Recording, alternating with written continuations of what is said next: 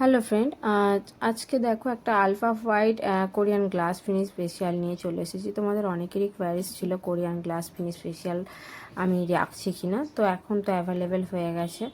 এই ভিডিওটা দেখলেই পুরো বুঝতে পারবে এবং কোন স্কিনে কোনটা যাবে সেইভাবেই আমি সেই ইনস্ট্রুমেন্ট ইউজ করি। এখানে হাইড্রা ইউজ করেছি, তো দেখো রেজাল্টটা কেমন হয়েছে। এখানে ক্লিন আপটা প্রপারলি করা হয়েছে। এখানে 3 ধরনের মাস্ক আছে এই ফেশিয়ালটার মধ্যে। এর মধ্যে অ্যান্টি এজ লক মাস্কও আছে, সেটাও আমি তোমাদের সাথে শেয়ার করছি। দেখো এটার সেকশান চলছে, সেকশানিংয়ের দ্বারা হাইড্রেটিং স্কিনটা খুব ডিপলি করা যায়।